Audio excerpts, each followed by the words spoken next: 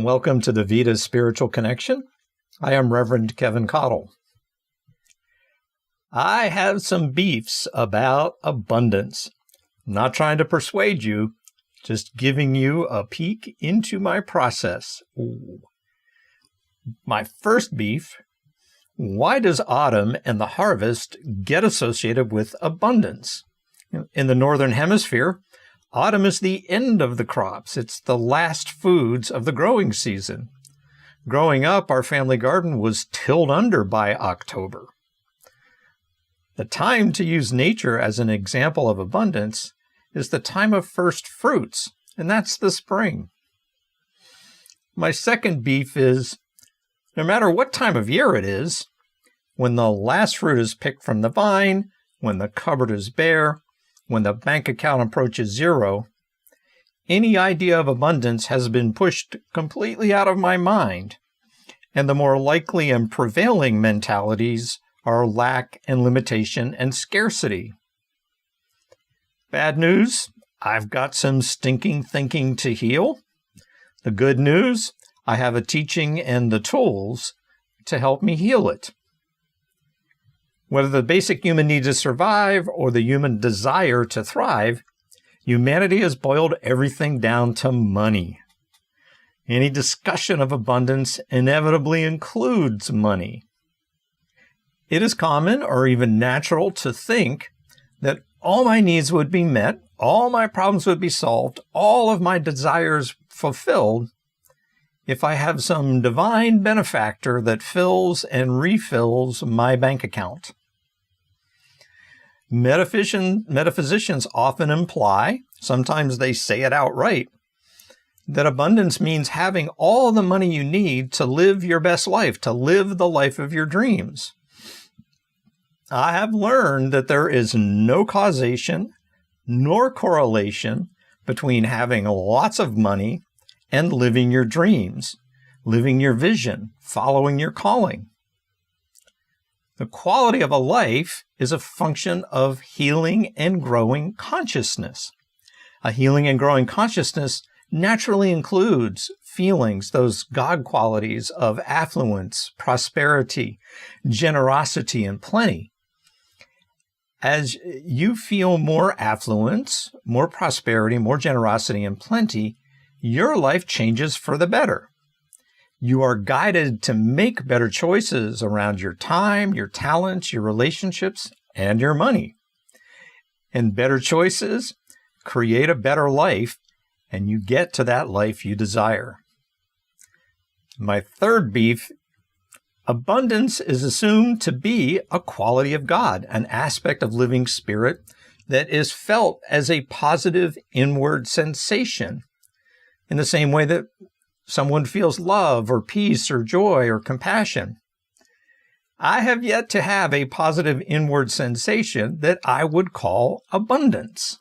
On the other hand, at times, I do feel prosperous. I feel generous. I feel a plenitude.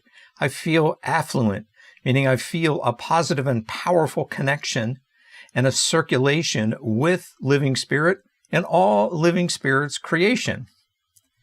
And I say this because what is true anywhere is true everywhere. What is true for me is true for you too.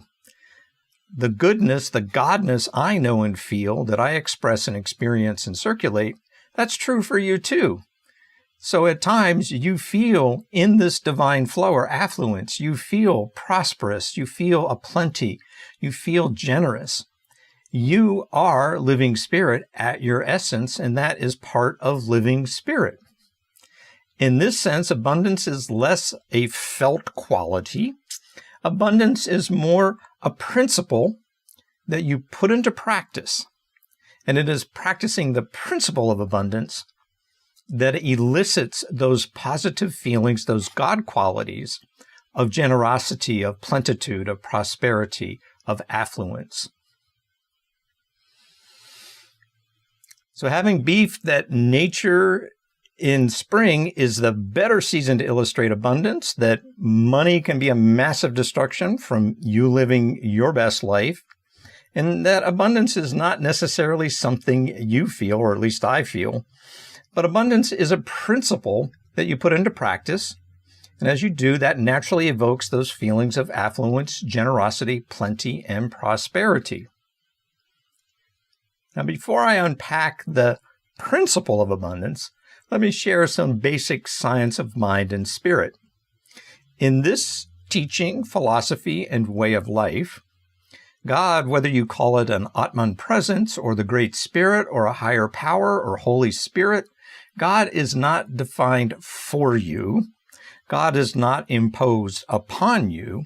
You discover God for yourself. This discovery naturally occurs as you apply simple metaphysical principles through some simple spiritual practices, emphasis on the simple. In effect, you run a metaphysical science experiment on yourself, and that experiment heals and grows your consciousness. As you continue more trials, as you continue to run more metaphysical experiments on yourself, and those experiments are your daily, weekly, monthly spiritual practices, as you run those experiments, you reveal, you develop, you evolve a God of your understanding. You live living spirit as living spirit lives you. Over his lifetime, the author and founder of the Science of Mind and Spirit, Ernest Holmes, discovered for himself something similar to what all the great metaphysical mystics discovered for themselves, and you discover for yourself too. And that is that God is all loving, or a universal love. God is all intelligence, or as we say, God is one mind. God is all creative, or the infinite creative. God is all compassionate. God is all present, meaning God indwells and surrounds all that is. And God is a force for good that you can use, and that force for good can use you too. And this gets to the next part of this, that is, God is an infinite source and supply. The activity of God as infinite source and supply, that activity of living spirit is abundance.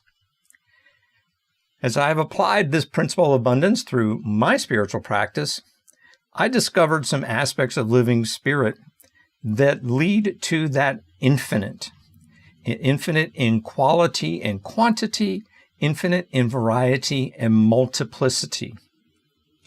Ralph Waldo Emerson says, "All I have seen teaches me to trust the Creator for all I have not seen." And the physical realm gives us some examples to compare to the metaphysical. My first example is infinite pi. If you cut a pie in half, and then take that half and cut it in half again, and then take that half and cut it in half again, theoretically, if you have a very small knife, there's always going to be a small piece of pie left to cut in half. No matter how divided or depleted you may feel, there is always half of that last piece remaining. We might call this the divine spark, or spark from which you grow and heal. And speaking of an infinite number of small things in nature, there is fantastic multiplicity.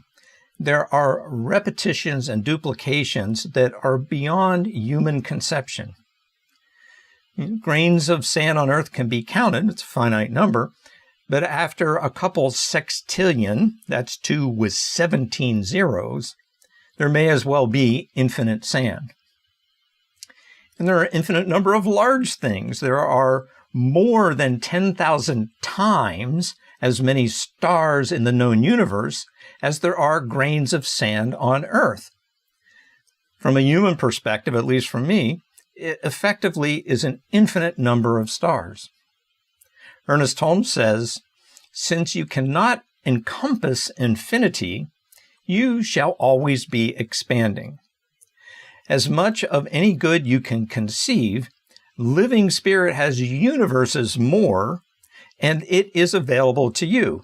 As you conceive a greater good, and you stay consistent with that conception, that mentality, as you conceive a greater good, spirit gladly responds with more."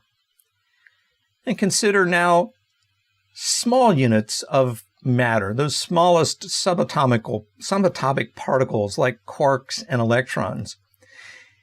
And our model says that quantum waves are continually moving matter into ether and ether back into matter.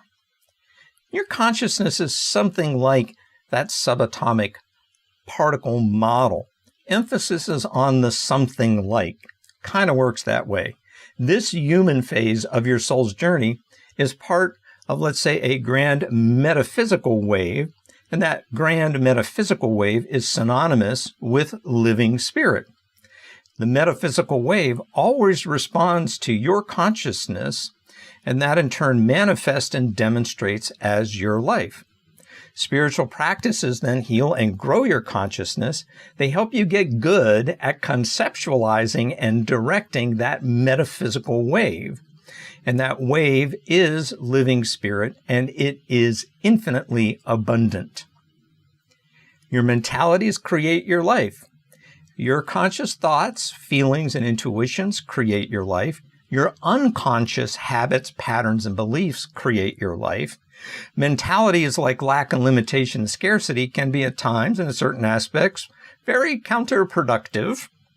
Mentalities like affluence, prosperity, generosity, and plenitude, they are always productive and increase the good in your life. Abundance is not something picked or taken or harvested or added to your life. You're already complete. As an emanation of living spirit, as a meditation in the mind of God, you are imbued with abundance.